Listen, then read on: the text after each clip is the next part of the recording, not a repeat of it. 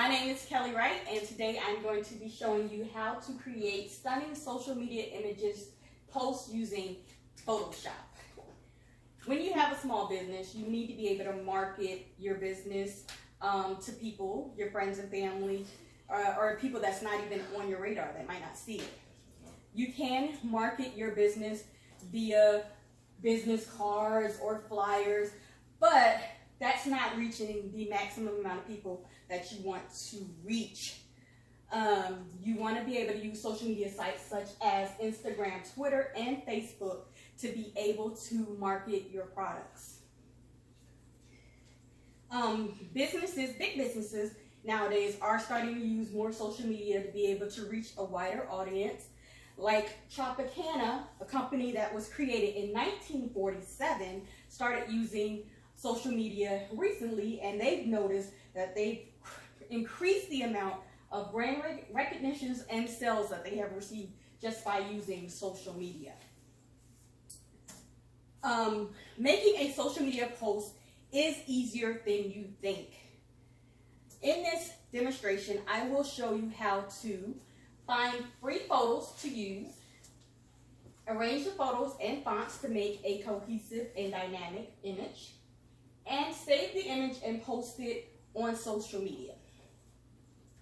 First thing you need to do is find a great background photo.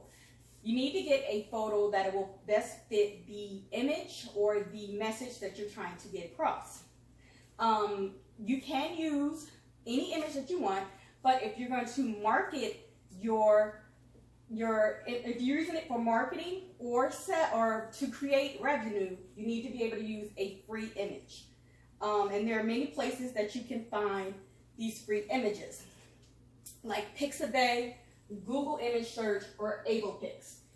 Those are just 3 of the many sites that you can go to find free images. For this example, I did go to Pixabay to find my image. I was going to click on this link and show you exactly how I did that, but for some reason it's not showing up. But you just go in there in the search bar and click what you want. I wanted to show something with a path, so I just put path in there.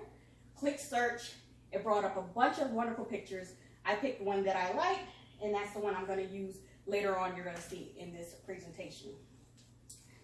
All right, so we're going to create the image in Photoshop. So you definitely want to go ahead and open up your Photoshop program.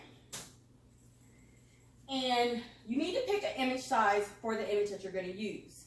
According to the February 17th article by Kevin King titled Always Up-to-Date Guide of Social Media Image Sizes, if you're going to do Instagram, Instagram, I'm going to use that because I'm going to create an image that can be posted on both Facebook and Instagram, so I want to use the Instagram image size.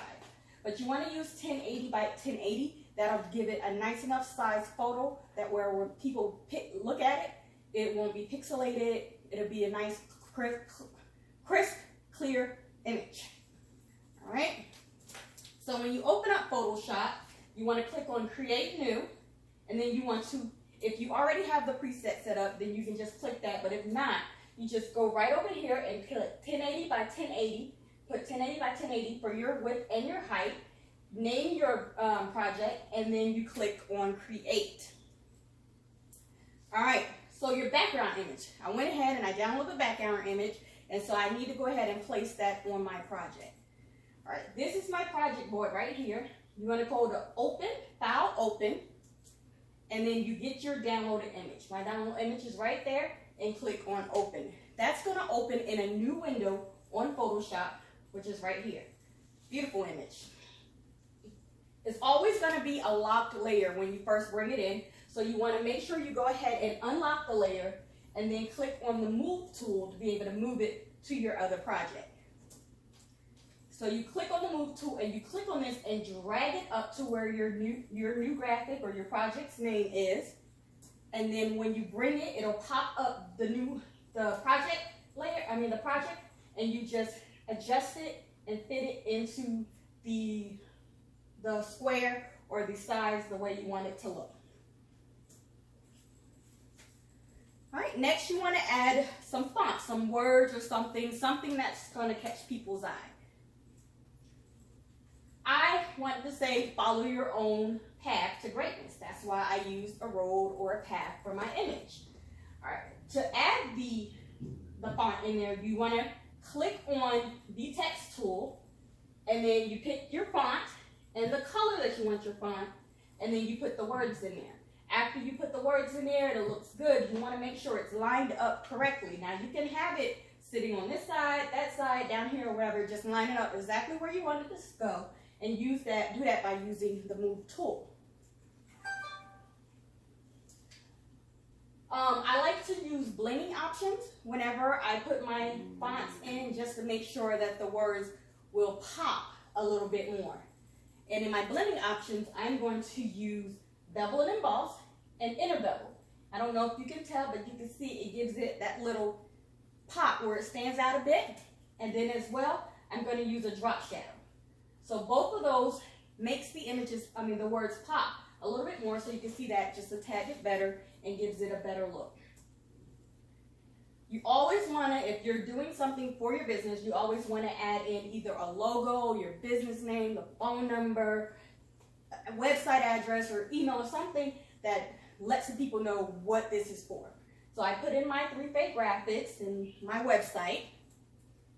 And then if you want to use the same blending options that you did for the follow your path, all you have to do is open up blending options again. You don't even have to play with anything or change anything. You just click the check mark next to bevel and emboss, and click drop the check mark next to drop shadow, and OK, and it'll just mirror the same type of blending options that you did for the beginning. All right, now after we've created our image and we love it, we want to make sure that we're saving it correctly. To order to save it, you want to go into File and then Save As. There are a couple options to save your image. You can save it as a Photoshop file. If you save it as a Photoshop file, that is something that can be edited later in Photoshop.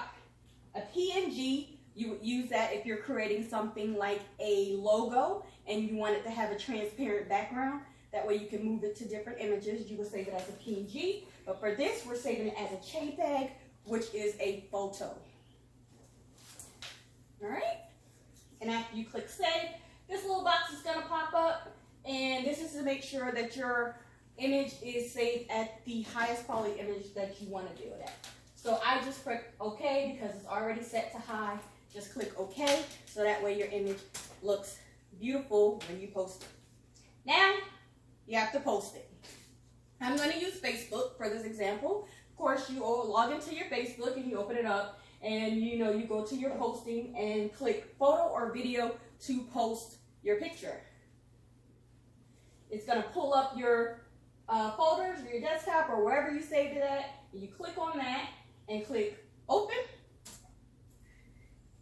Your image is right there. If you want to add any more information in on the post, you could add more information in there. You can put more pictures up there to post them all together or whatever, but just add your information and post it. Once it's posted, look at that beautiful image. It's posted on social media. Catch people's eyes. You could put your website up there or, whatever, just to catch everybody's eye. It's a gorgeous post that was created. All right, so now I've showed you how to pick a background, create an image, and save and post it to social media. Making a social media post is easier than you might think. That was super easy that we just did there. This is a simple but very strong foundation on how to create your own images via Photoshop. You can start off slow and you learn how to do more techniques, and you can slowly grow into a professional at doing this.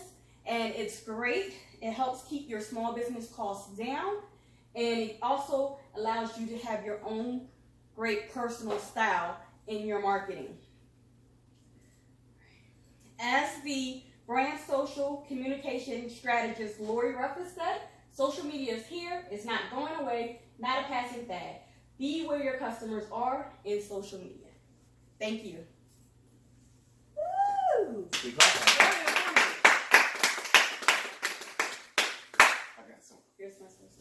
I got some questions. Let's go back.